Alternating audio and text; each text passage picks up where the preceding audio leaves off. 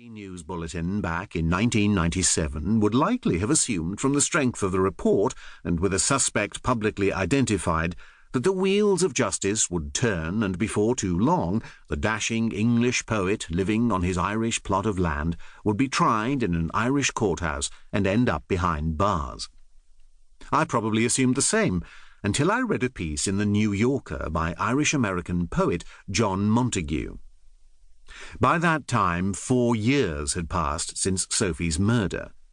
I was surprised to learn that the Irish police investigation had stalled.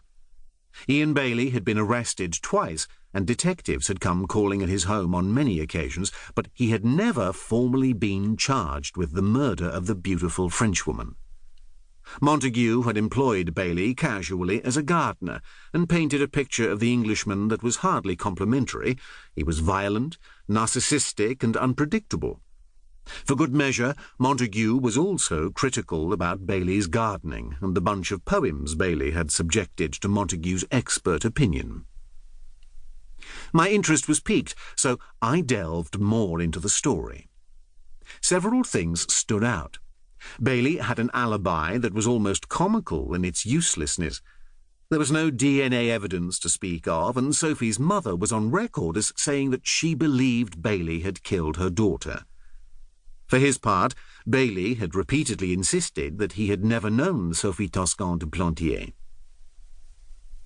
As for the victim, it seemed the more she had played down her beauty, the more men had found her attractive. Her backstory was enigmatic, but troubling too. I was intrigued by the unsolved murder on the Irish moors, but it dropped off my radar. What intervened was my life: marriage, 2 sons, earning a living, moving house a couple of times, eventually relocating back to Belgium.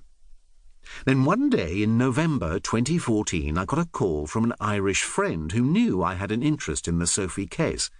He said, "Bailey is suing the Irish state. He's about to appear in court in Dublin." Within a couple of hours I had bought a plane ticket to Ireland. I wanted to meet Ian Bailey. I wanted him to tell me his story. This was an excellent opportunity, and I had to strike while the iron was hot, if that is an appropriate expression for introducing myself to the long-term suspect in a cold case. The basic thrust of Bailey's date in court was in every Irish newspaper. Bailey claimed that the Irish police had engineered a massive stitch-up, and he had been fitted up for a crime he had not committed. Like I say, when a good mystery gets under your skin, it has a strength all of its own, even if it lies dormant for years. I write these words in lockdown in May 2020. My manuscript, the book you are reading, is nearing completion. For many of us, the onslaught of the coronavirus pandemic has turned our gaze inwards. Where did we go right in our lives? Where did we go wrong? When life returns to something approaching normality, what will we change? What, finally, have we learned? Over dinner one night, the last shafts of pale late spring light bouncing off the cobbles in the square in front of our apartment, I asked my sons a question. It is partly to relieve the monotony of weeks cooped up indoors, partly because I'm interested to hear what they think. Is it right to pretend to be somebody you're not? Let's say when something important is at stake. What I mean is, should you ever be a bit false to somebody to find out a bigger truth? The boys understandably gave me a blank look. I'll give you a specific example, okay? Say you could make someone feel better and maybe, just maybe, take away some of the pain they have felt for a very long time, but you need to pretend to be someone else for a while if you're going to succeed. My sons are 13 and 10. The younger one shoots back. "You're talking about Bailey, aren't you?" I do not deny it.